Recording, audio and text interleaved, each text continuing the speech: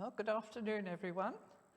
Welcome to session 13 of the Bible story, and it's the story of King Solomon.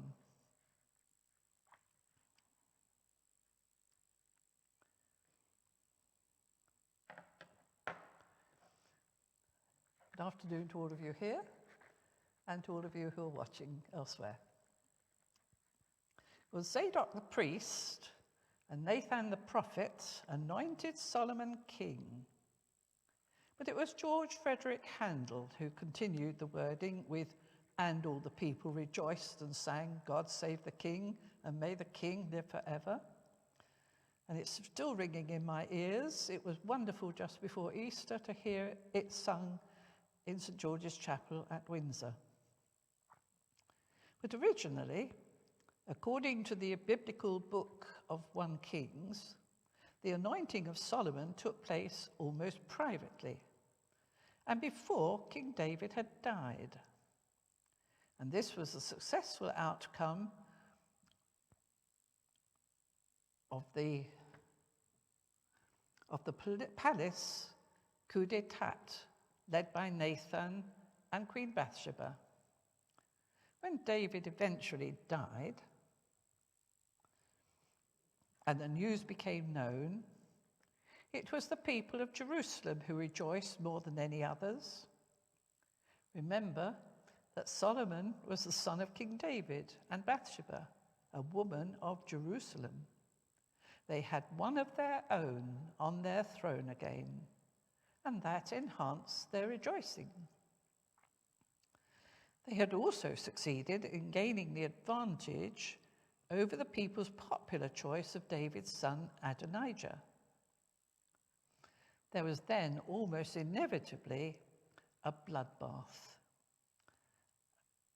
eliminating any possible opposition to Solomon, during which both Adonijah and the old soldier Joab were killed. And the old priest of Yahweh, Abiathar, was banished back to Shiloh. Benaiah, the soldier of Jerusalem, at last became commander of the king's army.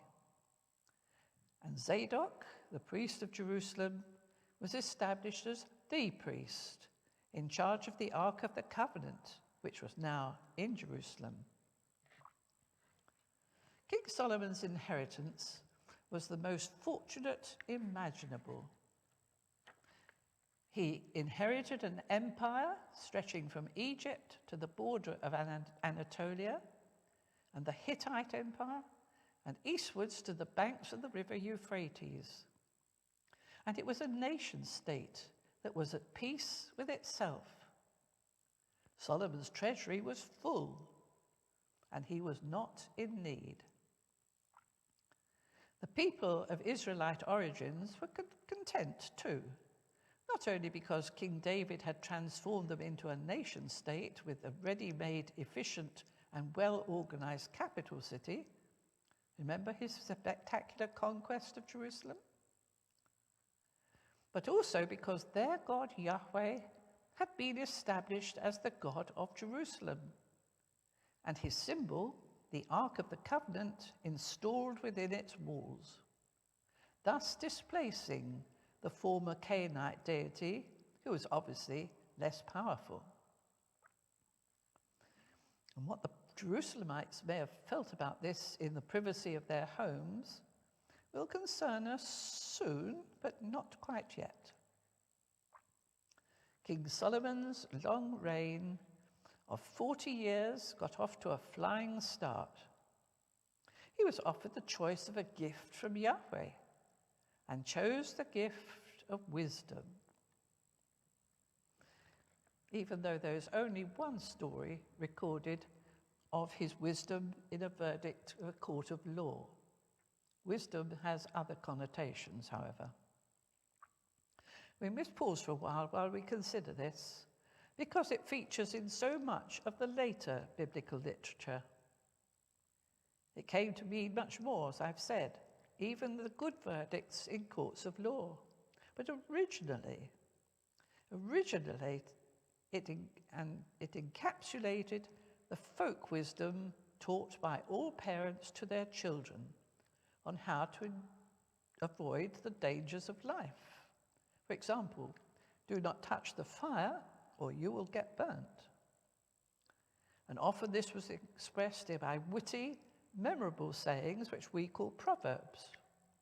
A stitch in time saves 9, or don't count your chickens before they're hatched.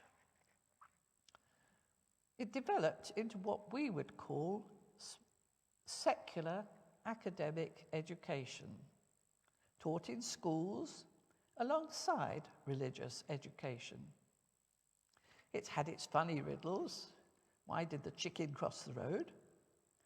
And deeper riddles or puzzles. What came first, the chicken or the egg? And at the time of King Solomon, the exchange of such riddles became popular entertainment among the educated elite in royal palaces all around the area. The riddles and possible answers were carried from one court to another by the constant stream of traders, travelling far to and fro to sell their wares and also to pass on the gossip and news. King Solomon was a well-educated man of Jerusalem, a scientist of his time, interested in botany, zoology, and the mysteries of creation, giving rise to the term the Solomonic Enlightenment. He not only delighted in the riddles, but became internationally famous for them and witnessed the biblical book of Proverbs of Solomon. Wisdom schools were established in Jerusalem attached to the court, not the temple, but the court, to train courtiers and civil servants and others to research and record in writing many stories of human history. And this, of course, will link with the development of the J-Code. All this will become more evident as we pursue this course, when Israelite wisdom met Greek philosophic wisdom in the story of the Bible, and that will be in the 3rd century BC, and we are still in the 10th.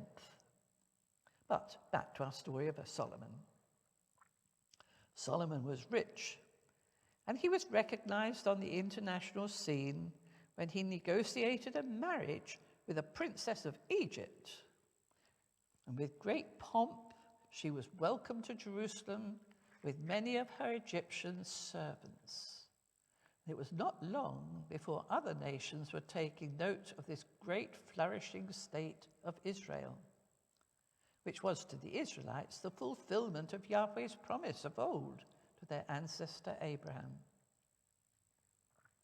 King Hiram of the Phoenician city of Tyre decided to continue his friendship with David's son and sent messengers to Solomon, offering to supply more building materials.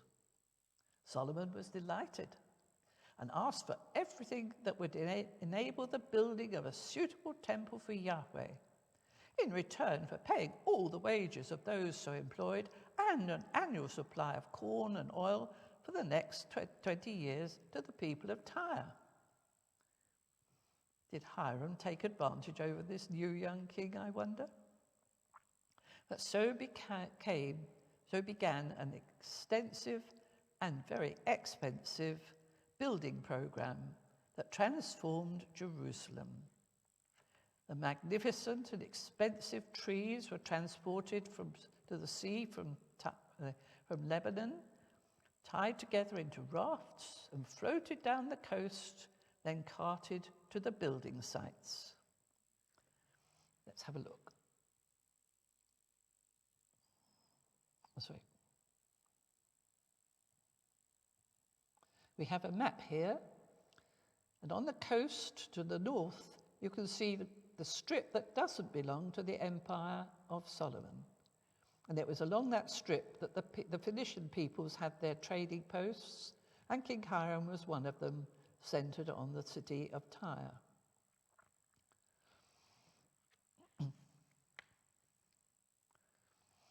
To the delight of the biblical writers, Solomon ordered the building of the first royal temple of Yahweh.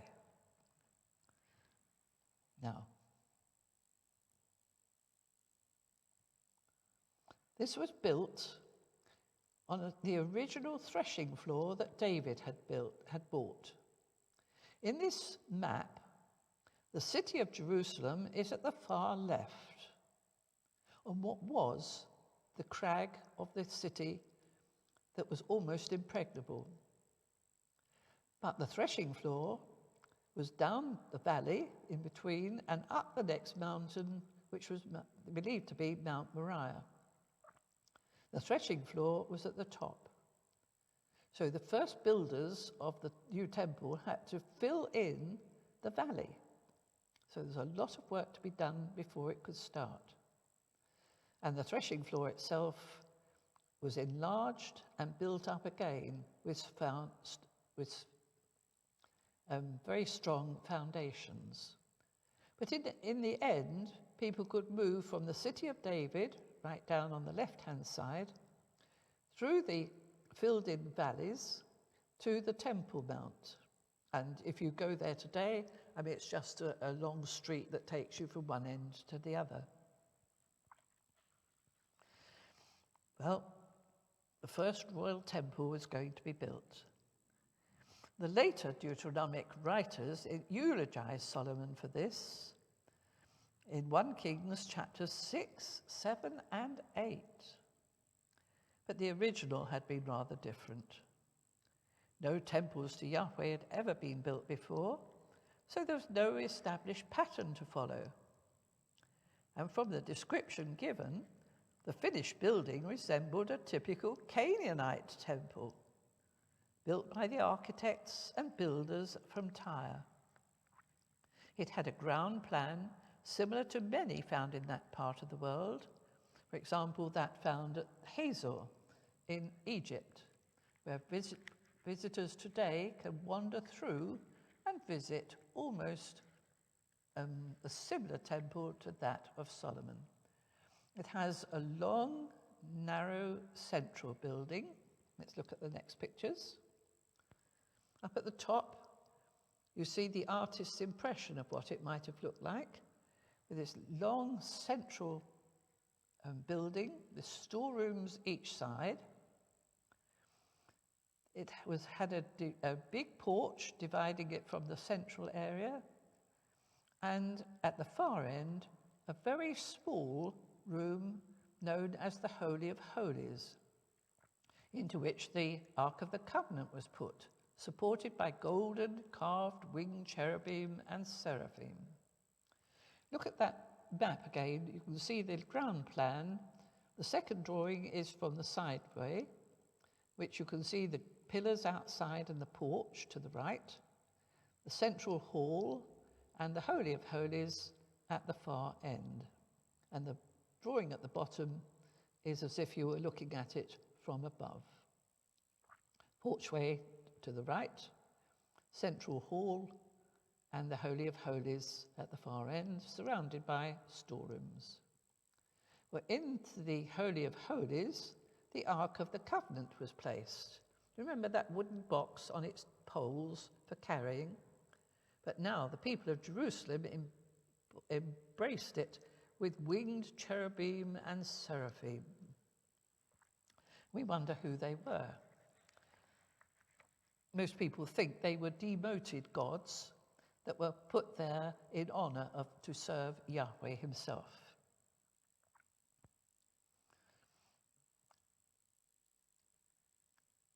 If you go to the British Museum, you'll wander through street after street from the old Middle East, where these winged beings were on display on walls, quite terrifying sometimes in their hugeness.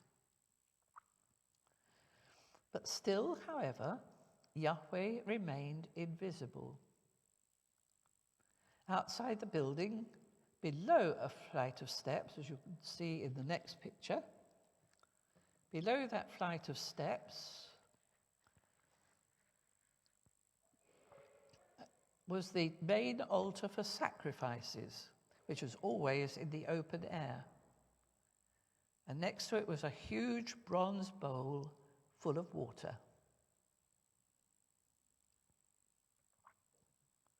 In fact, this was a royal state chapel, very similar to the Canaanite system, attached to the king's court, with Solomon himself as a priest king in Canaanite style. He prayed at the dedication service and did himself bless the people at its conclusion. The ark, which had been available to Israelite worshippers at Shiloh, now became the private possession of the king, a far cry from the times of Saul and David. David had been forbidden to build a temple, but Solomon had asked no one. He ordered, and it was done. But please note, because of the later importance of the temple, its origin was forgotten in full praise for Solomon who'd built it, while the later Deuteronomic editors announced that Yahweh was too great a God to fit into any building. Only his name could reside there. But the extensive building program in Jerusalem continued. A lavish house, known as the House of the Forest of Lebanon, was built for Solomon's Egyptian queen. He's reported to have had a harem of 700 princesses, as well as 300 concubines, all of whom had to be housed, fed, clothed, and entertained, not to mention all the offspring. It was expensive. But then Solomon used the expertise of the Phoenician builders to establish a fleet of ships. And this was for Israel the only time in their history that they ever had a navy. Not to sail in the Mediterranean, but with help from Hiram's sailors from a port on the Red Sea. Let's look at the map. Jerusalem's up at the top. The Gulf of Aqaba is in the south in the bottom, with Sinai to the left, and right at the tip of the Gulf of Aqaba, a port was built called let me get the name right. Ezion-Geber. And if you travel in that part of the world today, it still is a very big port city. But it had access via the Gulf of Aqaba and the Red Sea out to the east.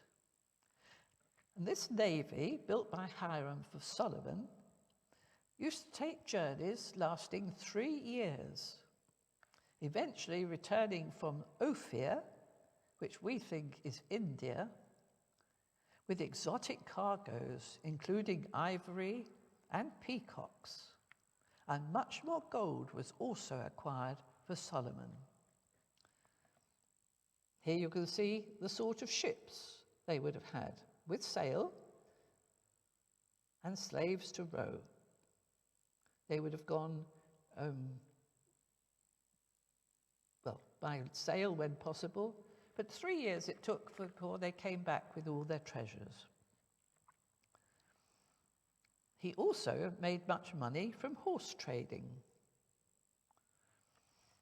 charging import and export taxes on the lucrative sales of horses, which were always much in demand, and he fortified many towns along the trading routes near the coast for their safety. And here you can see the fortifications that the archaeologists tell us date from the time of Solomon. So big building going on there. Fortifications of the towns along the coastal strip. And at Megiddo, they think they found a pattern of the stables in which the horses would have been kept. The most recent count I read, though, this was questioned. Was this just a collection of storerooms? We don't know for certain, but anyway, part of the big buildings by Solomon at Megiddo. But Solomon's reign was certainly one of great splendor, and its highlight was the state visit of the Queen of Sheba, possibly coming from Ethiopia. She came in person, probably as a trade mission, and we're told asking hard questions, possibly because he was avoiding her taxes with his sailing ships, bypassing Africa. Or were the hard questions part of the exchange of riddles, wisdom style?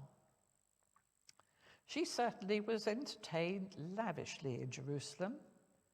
Big presents were exchanged, and she, we're told, was overwhelmed by all she experienced there.